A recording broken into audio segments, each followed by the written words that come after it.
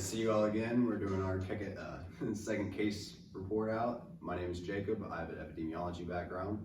All right, I'm Samuel and I have a psychological background. My name is Nancy and I'm from a social work perspective. My name is Kanisha and I have a public health community health background. My name is Kiri and I'm also a public health community health background. And today we're going to start off by talking about Miss B. She is a 40-year-old who's experiencing psychological stress as well as eating disorders, and they've gotten worse over time. So we're going to go into protective factors and risk factors for her. So what are some of the risk factors that we saw from Ms. B? So some of the risk factors we identified, she has a history of eating disorders. She recently experienced loss of her grandma, job, and husband. Some other risk factors, she had an overcritical mother. So growing up, having a parent constantly like harping on you and analyzing everything that you do can have an effect on your emotional state. And also her avoidant father played a role. So he may have not shown her the level of intimacy that a child may have needed, which could contribute to her personality and disordered eating. Right, and these adverse childhood experiences since youth has developed into a little bit of depression, which she's been diagnosed for. Throughout the lifespan though, she's voiced to us that she has injured herself in the past and she has had thoughts and actions of harming herself. However, she has not mentioned anything of her intent to die, wanting to die. However, we need to be mindful of that moving forward. So let's start discussing some of the protective factors that we found from Ms. B. The first one I noticed was related to social support. So her grandmother was a major figure in her life, so she was probably able to go to her about her problems. Another thing I noticed were the characteristics of Ms. B's personality. So throughout the case, we noticed that despite all the problems that she had going on, she was still able to remain funny and was also resilient to everything. Additionally, another protective factor that I did see was she was diagnosed from a young age, from the age of 12. This can serve as a protective factor as it has given her time to learn how to cope with it, and we can see it with her positive coping skill of seeking care. She sees her own compulsive behavior and she has sought care for that.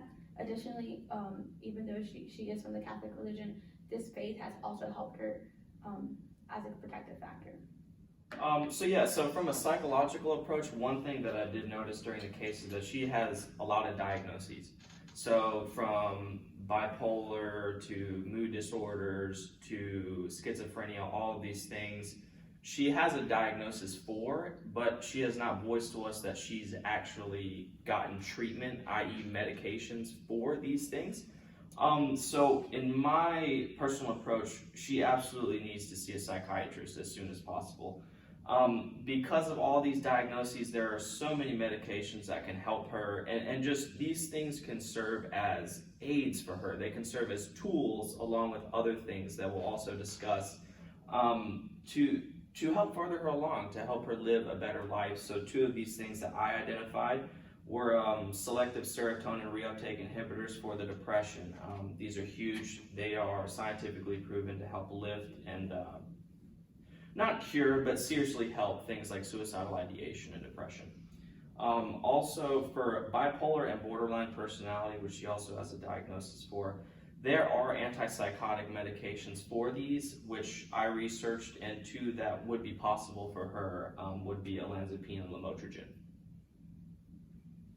So from a social work perspective, she is a patient in the outpatient counseling and therapy clinic, so we will continue with that therapy.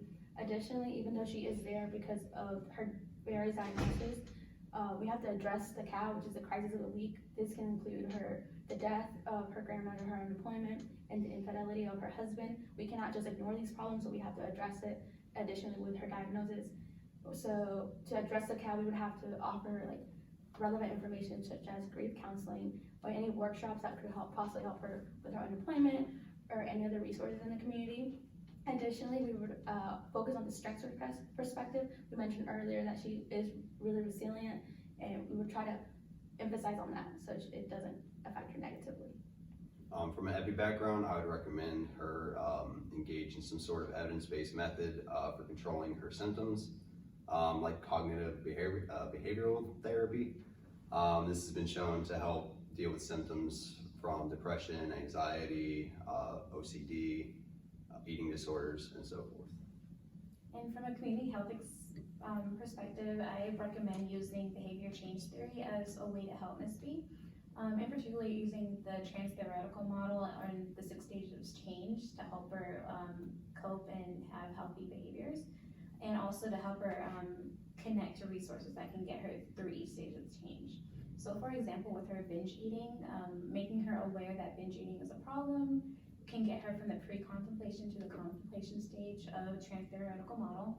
But once she does stop the binge eating, we need to consider other strategies that can help her maintain that healthy behavior. So replacing that behavior with something healthy, such as getting involved with creative arts or exercise, would be beneficial.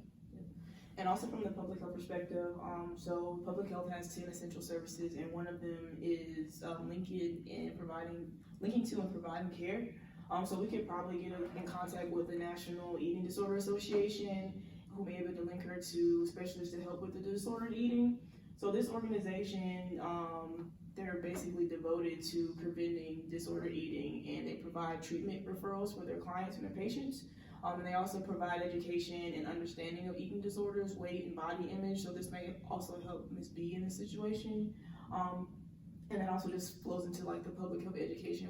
Our whole point is to promote health within communities and individuals who have disorder eating kind of form their own community.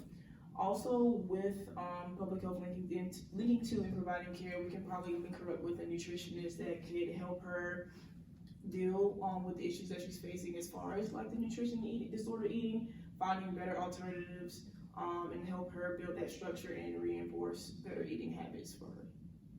All right, so that concludes our case report out for Ms. B. We went over some protective factors, some risk factors, some suggested paths for her to take based off our disciplines. That'll conclude our meeting. I'll see you guys next week.